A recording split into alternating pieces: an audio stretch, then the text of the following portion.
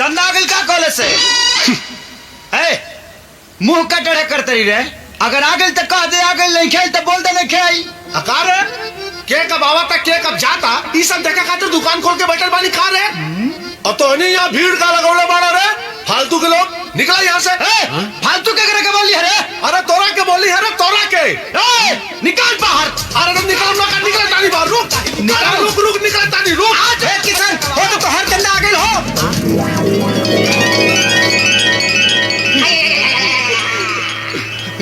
ए झगरू इन्हें ऑनरी का भाई तनी हमर साइकिलिया टेढ़ा करना हो गई। ओके चंदा ए चंदा अरे कहाँ गुजर जाता रे? हमरा साइकिल का हैंडल टेढ़ा हो गइल बा, सीधा कदा। चल सीट के दार।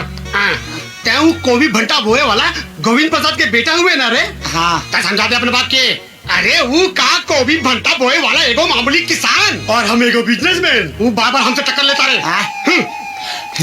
बड़ा सुंदर बड़े यार। कहाँ सुंदर है रे? तार दुकान का टायर बा, का ट्यूब बा, का रिंग बा, का सीट कमर बा। भाऊजी हमके 100 रुपए चाहिए। काहे रे? हमके सहेली लोग के साथ पिकनिक पे जाए के बा। तो जा काली ले लिया। तू काल काल बोल के टरका दिला। हमार सहेली लोग आवता लोग, हमके अभी चाहिए। चल जा। हाय हाय का ये स्टाइल बा। लेकिन स्टाइल रे? तारा मोच के का मोच बता। हाँ हाँ तनी चंदा से पूछा ना वो कहाँ जाती है। हाँ बेटी चंदा। हाँ भाऊजी। अरे पिकनिक में कहाँ जाता रू बेटी? नदी किनारे। नदी किनारे जाती है। नदी किनारे। अरे रुक, ते काहे पूछ ले रे कि वो कहाँ जाती है? तुहार बेटी चंदा ही और जवान हो गई बिया तो तुहार जानल जरूरी बना कि वो कहाँ होती है, कहाँ जाती है। सही बात बा। ये बात बा।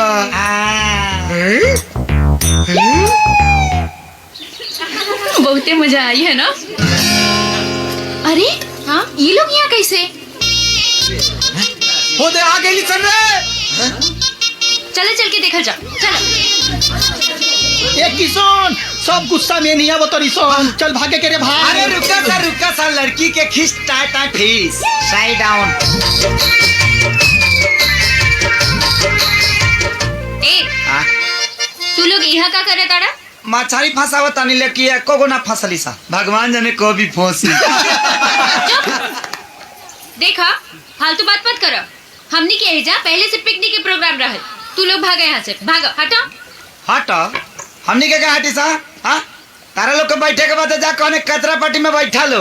बुझाई बोलत तो ऐसे बड़ी जैसे कि जगह इनका बाप के है। ए हमरा बाप के नाम मतलब। कुछ भी कह चंदा लेकिन जब तू खिसियालू तो बहुत सुंदर लगेलू। लगम ना भगवान हमके फुर्सत से बनौले बाड़े।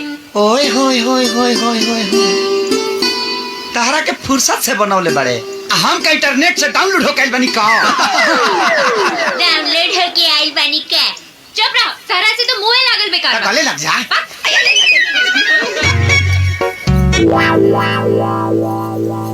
माई हमनियों के खानवा ले आई। अरे ले नीले। अरे दुल्हन कहाँ बाड़ी हो? लौकत नहीं की माई। हम तो सोचले रहने की आज भौजी के हाथ का खाना खाए के मिली। अच्छा नया नया दुल्हन आइल बिया, अब वहीं ओकरा के चूल्हाड़ी में घुसा दी। खा तू लोग, हम ओकरा के खाना खिया क्या होता नहीं। दुल्हन आप किससे पूछ के अंदर आई? क्या आपको पता नहीं है कि किसी के भी कमरे में अंदर आने से पहले नॉक करके आना चाहिए? कहा करके आओ चाहिए दुल्हन? नॉक करके मतलब दरवाजा खटखटा के।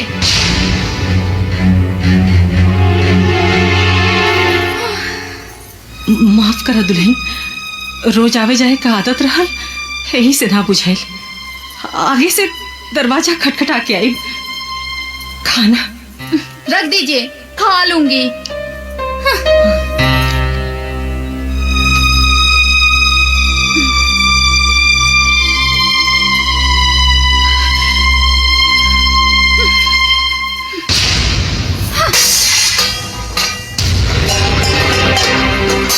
बहू ये का बदतमीजी है और ये खाना कहाँ फेंक देलू? ये कोई खाना है? ऐसे खाना तो हमारे घर के कुत्ते भी नहीं खाते। भाऊजी हमने यहाँ खाना इंसान खाती बनेला अगर तोहरा कुकुर वाला खाना पसंद बा ना तो काल से खाना कुकुरे वाला बनी, का दिक्कत बा? किशन जबान संभाल के बात कर।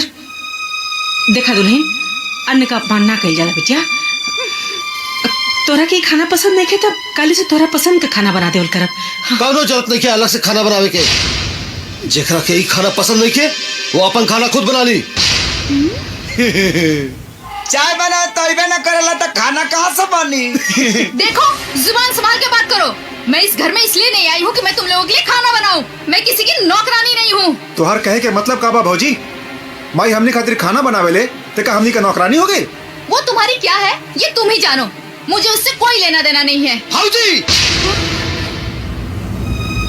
तोहरा का हमनी के बियाह के लिए आइल बनी, हमनी के भौजी कहले से औरी ले बेटी कहेला। और जब तक ले रिश्ता बा तब तक ले पूरा लेना देना बा। तुम तो मुझसे बातें मत करो। मैं तो तुम्हारी शक्ल भी नहीं देखना चाहती। तू देखा चाहे मत देखा, हमरा पर कोनो विशेष फर्क पड़े वाला नहीं के।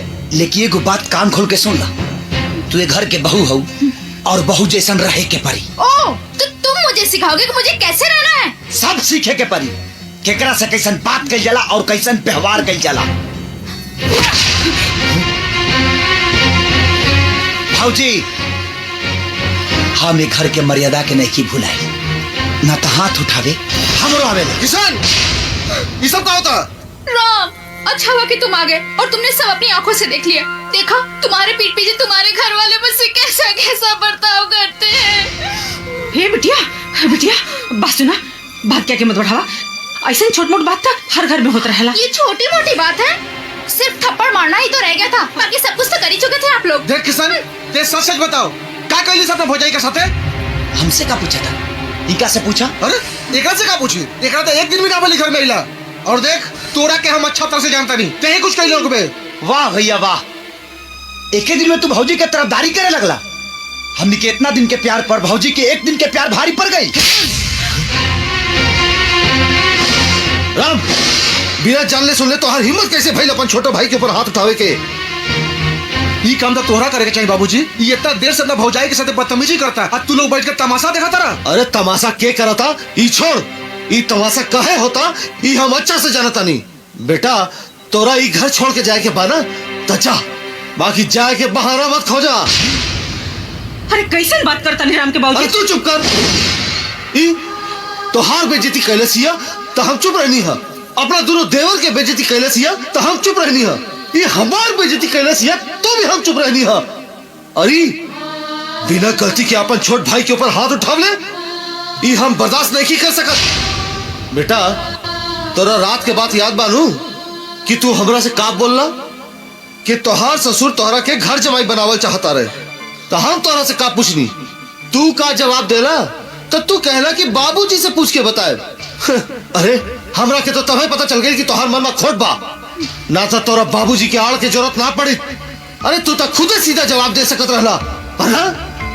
ठीक बा, तोहरा जाए के बाना प्रेम से जा, पर हमारे एक बात याद रखिया, घर जमाई की हालत धोबी के कुत्ता से भी बदतर होला। अब तो इन्होंने तुम्हें कुत्ता भी कह दिया, फिर भी तुम यहाँ खड़े हो, न जाने कैसे मर्द हो। पायल, पायल, पायल।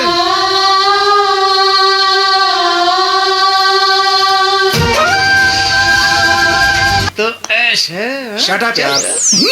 ए बाबूजी भाई माई। अरे कहे इतना चिल्लाता रहे रे? का भाई? हाय देखा, सोहन भैया के पार्सल आइल बा। पार्सल? अरे तो देखत का बाड़े, खोल जल्दी खोल। खोला ताने ना। खोलना था। अरे एमे तो चिट्ठियो बा। पढ़ ना बेटा, पढ़, का लिखल बा? पूजनीय बाबूजी प्रणाम। माई के चरण झुके प्रणाम। खुश रह सोहन भैया। ओ खुश रह। और ये किशन के प्यार। बाबूजी के मालूम कि हम यहाँ बढ़िया से सेटल हो गइल बानी, पेइंग गेस्ट में कमरा भी मिल गइल बा। बाबूजी तोरा खातिर एगो इम्पोर्टेंट ठीक से पढ़ रहे? बहुत है जी, काहे मारा तारा दिमाग बढ़ के होला जी। इम्पोर्टेड बंडी भेजा तनी।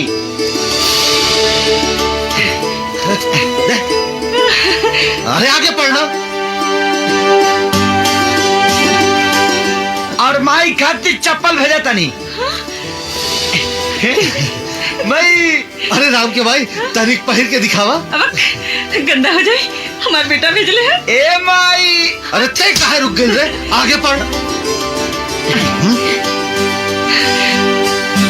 बाबूजी प्रणाम, माई प्रणाम। अरे फिर वही जैसा पढ़ता रे, अरे आगे पढ़ो। हाँ और किशन के नया नया कपड़ा पहने के बहुत शौक। अरे अरे यही से कहा था कि ठीक से पढ़ाई लिखाई कर, ठीक से पढ़। शौक है ना, शौक भाई से ओकरा खातिर नया शर्ट और टोपी भेजा तनी। वही पढ़, आगे पढ़। बाकी सब ठीक बा, हम एकदम कुशल से बानी। हमार पढ़ाई खत्म हो जाई तो हम तोहरा लगे चलब। अच्छा। तोहरा आज्ञाकारी बेटा सोहान। अरे कहाँ जाता रे? जा तनी मेला। अरे मेला बाद में जाइए, पहले ये चिट्ठी दोबारा पढ़। एक गो चिट्ठिया कई बेर पढ़ी, कई बेर। मेला जाए के बा, इम्पोर्टेंट काम बा।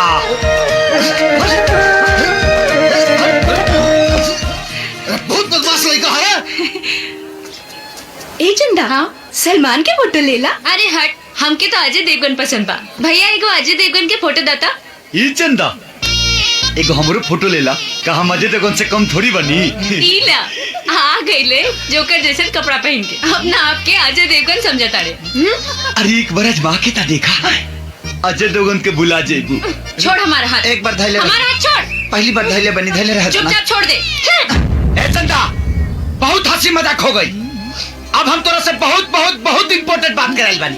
हम भगवान के साक्षी मान के कहा था कि हम तोरा से बेइंतहा मोहब्बत करीले। उठ, हमहू तारा से एगो सच सच बात कर देता नहीं। हंसी मजाक जब ले रहे तब ले ठीक रहे, ओकरा से आगे बढ़े की कोशिश मत कर। जाने तड़ा हमार पसंद का बा? हमार पसंद बा मोटर गाड़ी में घूमे वाला, अंग्रेजी बोले वाला जीवन साथी। अते ते बाड़े देहाती गवार लेगा। हमार सपना देखल छोड़ दा, तो हार हमार मिलन कबो नहीं हो सकत।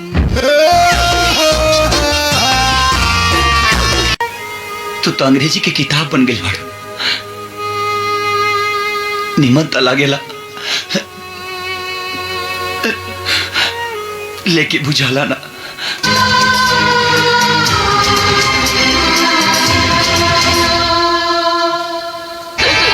अरे चंदा, अच्छा भल के तू मिल गेलू। तोहरा के एगो बात बतावे के बा। का बात बतावे के बा? बतावा। इस साल अपना कॉलेज में इंटर कॉलेज डांस कंपटीशन होता ना, ओमे तोहर किशन भी भाग लेता रे। किशन? अरे वो तो अपना गांव के सड़िया से कॉलेज में पढ़े ले। तो का भइल, वो अपना कॉलेज से जाता रे।